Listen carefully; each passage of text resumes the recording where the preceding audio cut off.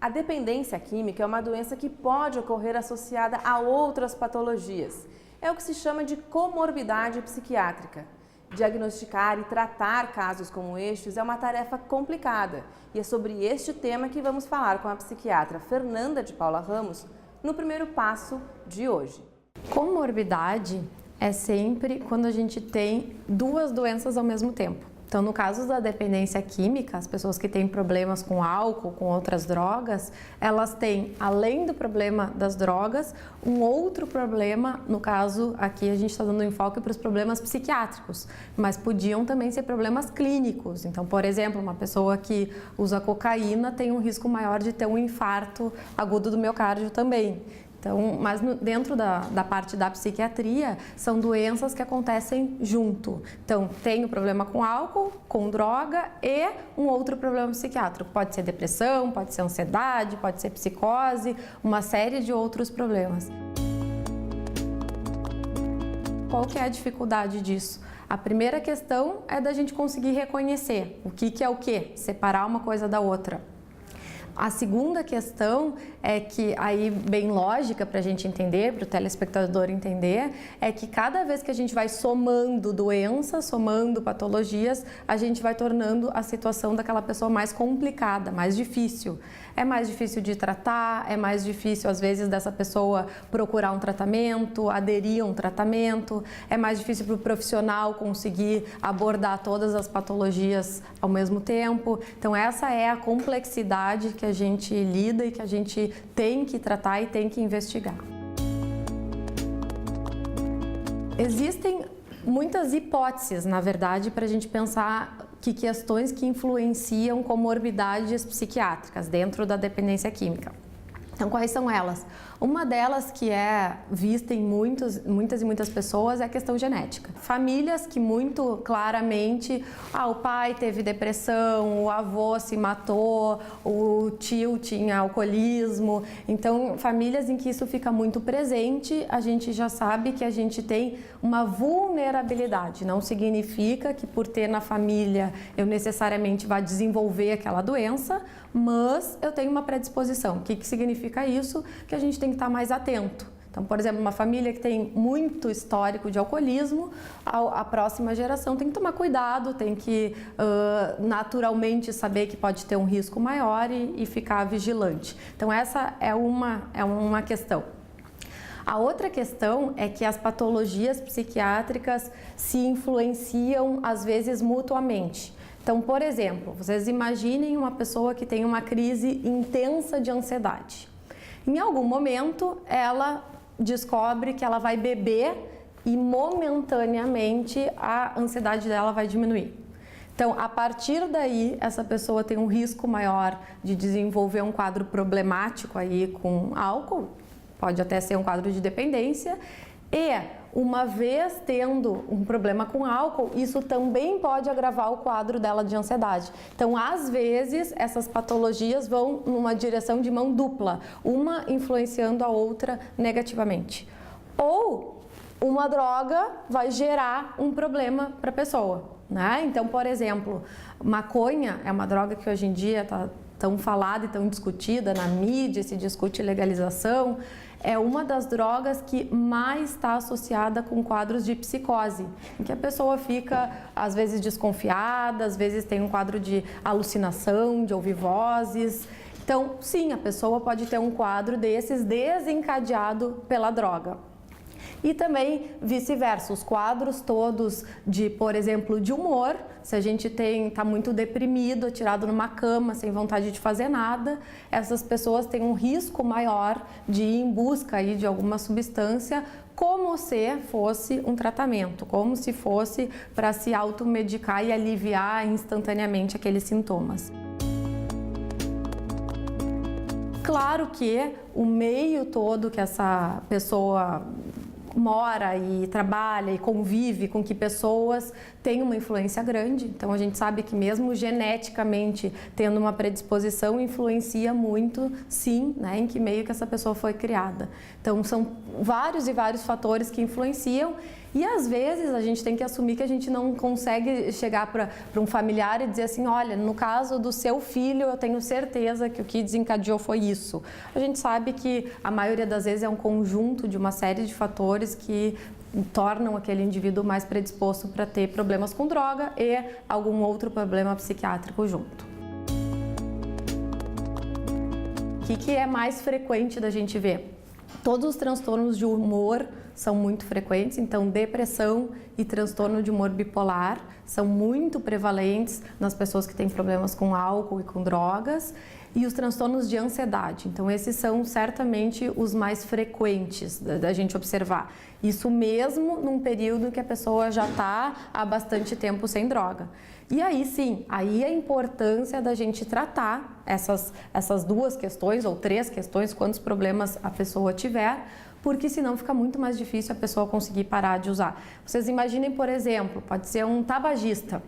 A pessoa fuma, está disposta a tentar parar de fumar, o que é difícil, o que exige uma série de mudanças, inclusive de hábitos de vida, mas a pessoa é extremamente ansiosa. E aí aprendeu que fumando naquele momento eu me alivio da ansiedade. Se a gente não ajudar essa pessoa a tratar essa ansiedade, vai ser muito mais difícil dela conseguir parar de fumar. Então daí a importância da gente reconhecer e tentar separar que quadros, que problemas essa pessoa tem, para poder tentar ajudar a pessoa como um todo. Uma pessoa que teve um processo todo de luto, morreu alguém muito próximo, né? O pai, a mãe, a esposa, alguma pessoa que tinha muito vínculo.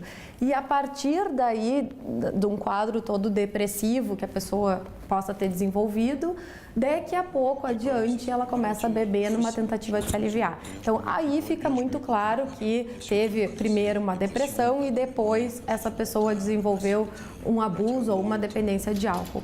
Outras vezes isso não fica tão claro, né? As coisas ficam simultaneamente acontecendo, a gente não sabe quem que veio antes. O importante é a gente reconhecer as dificuldades e os problemas que essa pessoa tem e tratar.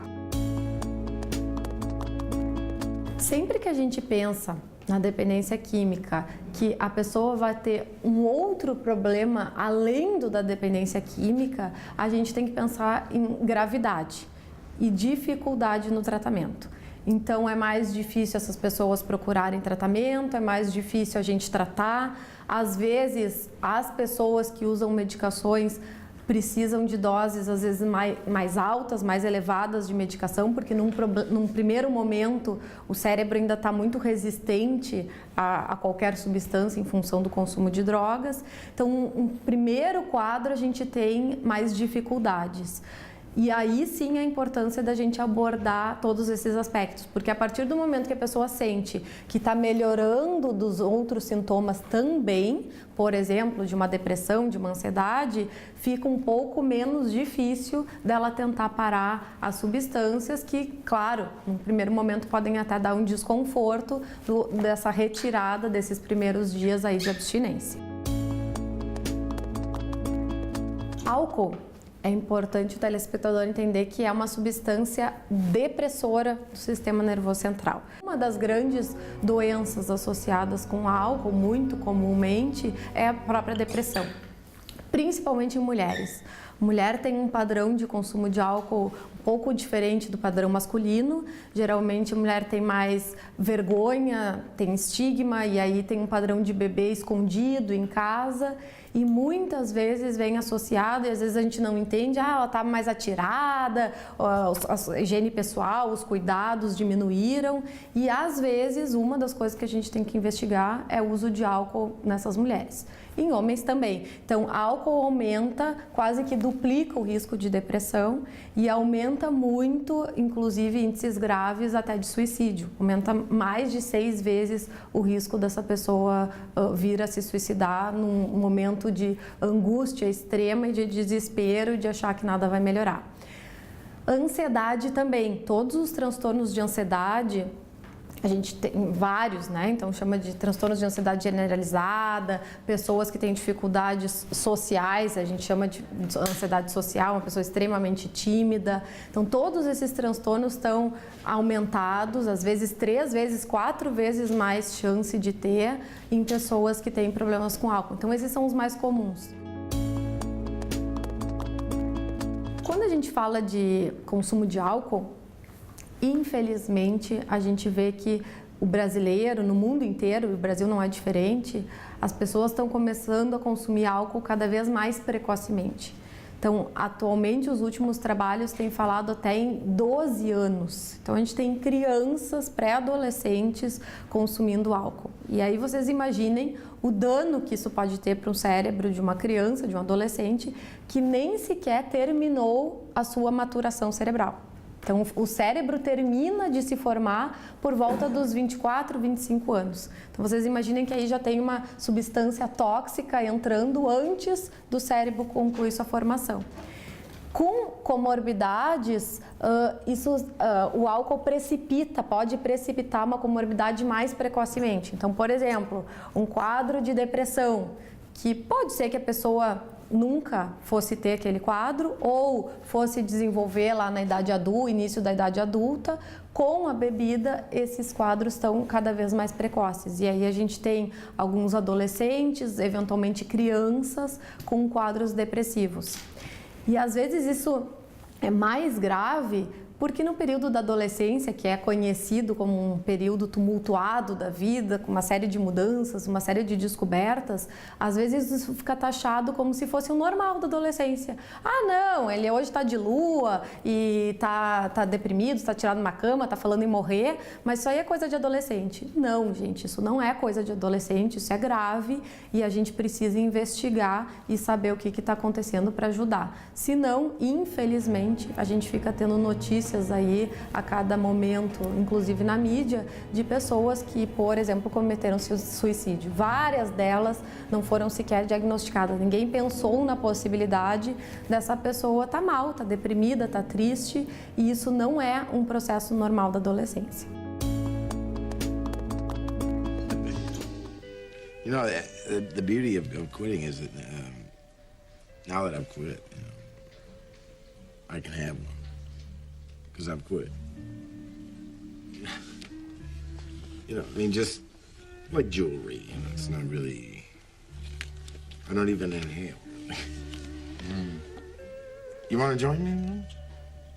Well, yeah, since I quit. Yeah, Yeah, now that okay, you've quit, okay. you know, you can have Sure, one, yeah. you know. I can do that. Yeah. All right. Recaída é um assunto que é bem importante as pessoas entenderem.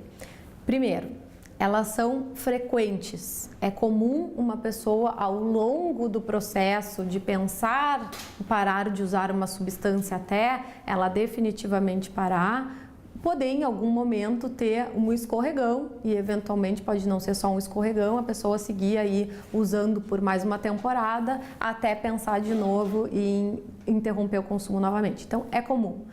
E uma coisa que acho bem importante todos os telespectadores entenderem, recaída não significa fracasso de tratamento, não significa que não tem mais o que fazer, que já se tentou tudo, jogar a toalha e dizer assim, olha, desisto, né? Quantas vezes a gente tentou, acreditou que dessa vez ia dar e de novo a pessoa foi lá e voltou a beber, por exemplo. Elas são frequentes, acontecem e é importante a gente saber que a gente vai fazer todo um trabalho para evitá-las, mas não se desesperar de que está tudo perdido, porque muitas vezes as pessoas têm algumas recaídas até engrenar num processo maior de abstinência.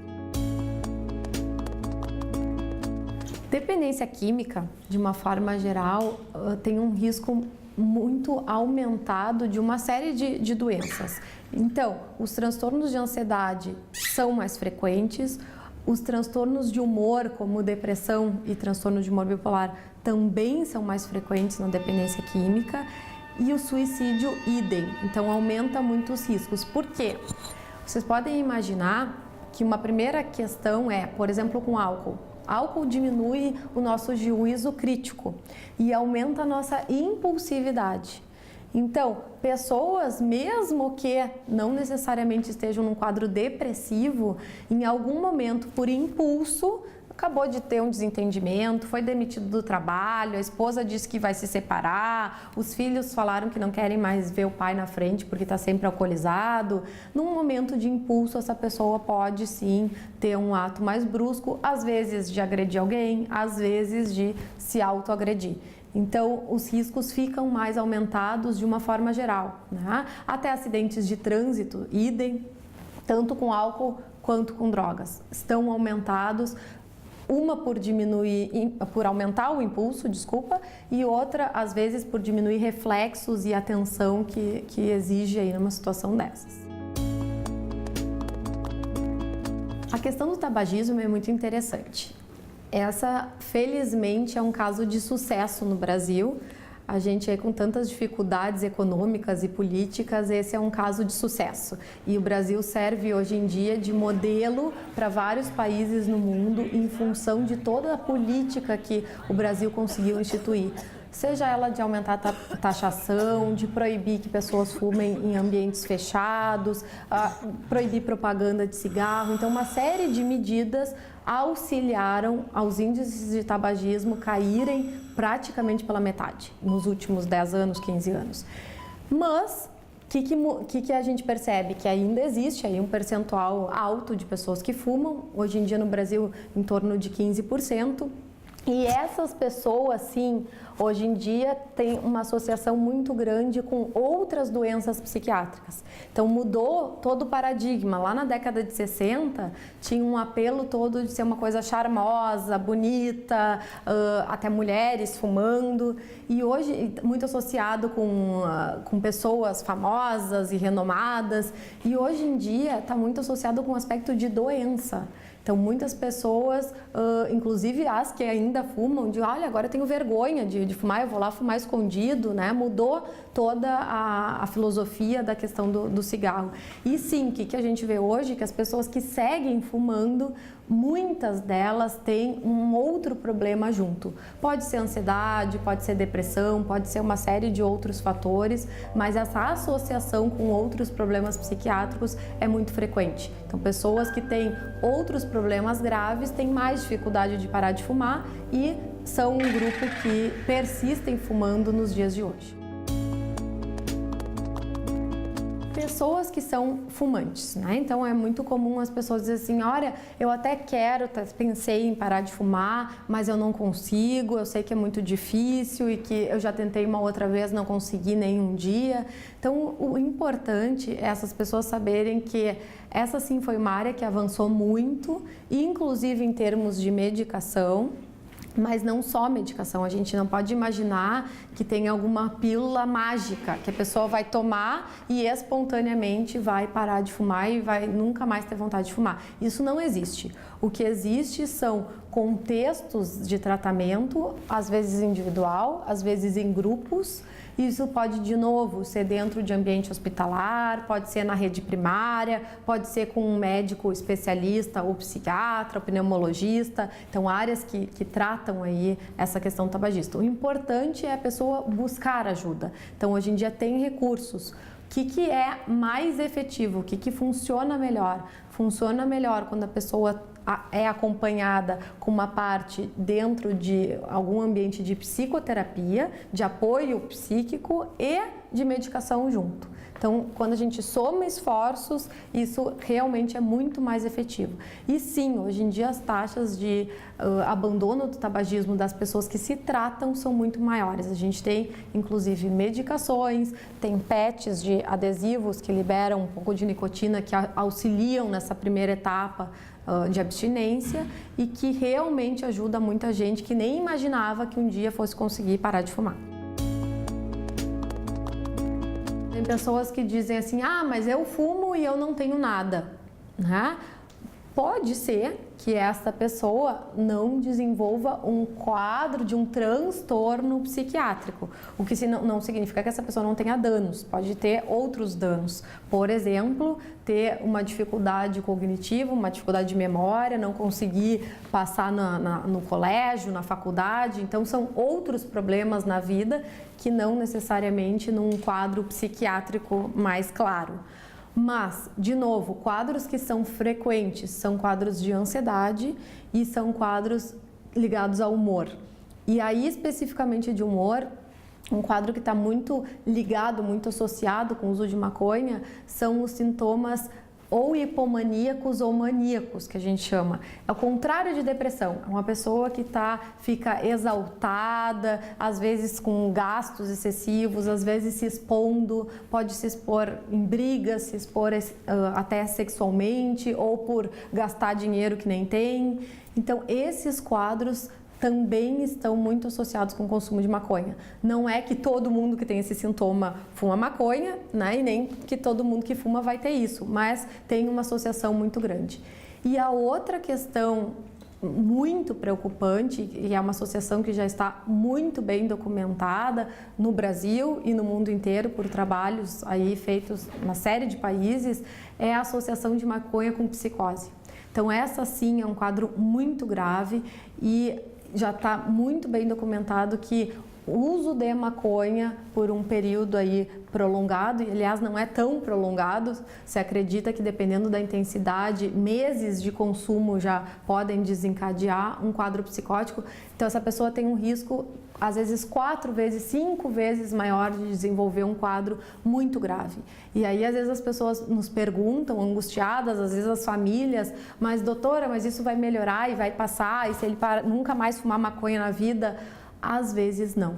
Então, infelizmente, às vezes a gente desencadeia um quadro de uma doença, como é, por exemplo, a esquizofrenia, e depois não tem mais volta. Depois é uma doença que não tem cura, que tem uma limitação muito importante de vida para aquela pessoa, e o que a gente consegue fazer é tratar, estabilizar, tentar reduzir sintomas, tentar fazer com que essa pessoa tenha uma vida aí mais saudável e mais funcional, mas muitas delas vão ter limitações importantes. Então, essa sim, certamente é a patologia mais grave, e maconha é a droga que mais causa esse tipo de transtorno do que qualquer outra droga.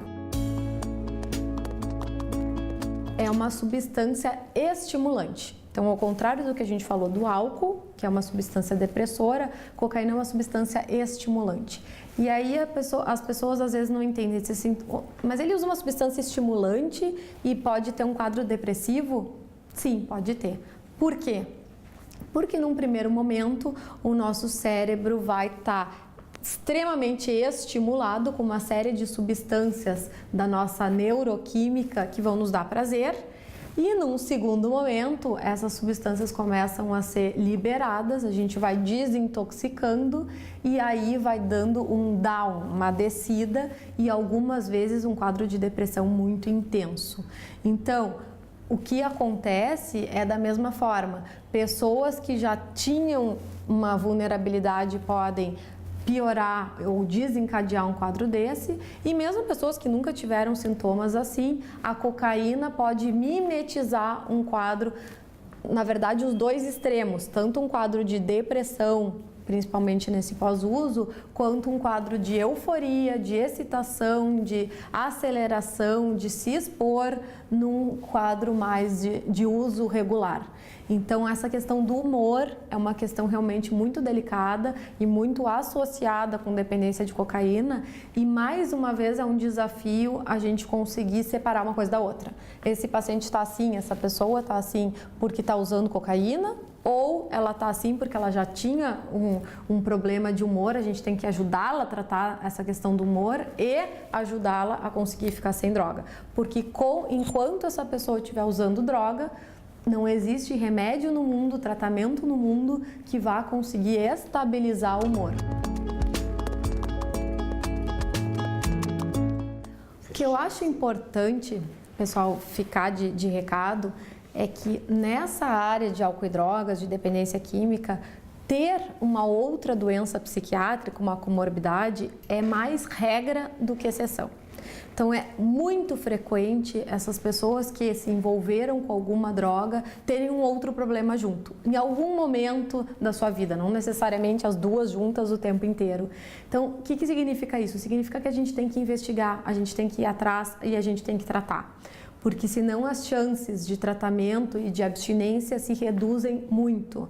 E aí a importância da gente se atualizar, da gente se informar, das famílias entenderem todo esse processo, porque é muito difícil para todo mundo. Então a nossa primeira tendência é querer negar, achar que a pessoa não tem problema ou que não, isso aqui é só da depressão, então consegue enxergar a depressão, mas não que a pessoa possa estar usando alguma substância aí de uma forma abusiva. Então primeiro a gente entender que isso realmente é muito mais frequente do que exceção. Investigar sempre, sem preconceitos de idade. Ah, mas essa aqui é uma senhora, como é que eu vou perguntar para ela se ela usa alguma droga ou se ela bebe? Sim, temos que perguntar sem preconceito de idade, de gênero, de classe social. Esse aqui é um grande empresário? Sim, é um grande empresário e pode ter tantas dificuldades quanto qualquer outra pessoa. Então essa é a mensagem para a gente ir atrás e investigar e não tomar isso como normal, como uma fase, como vai passar sozinho, porque essas coisas não passam sozinhas, essas pessoas precisam de ajuda.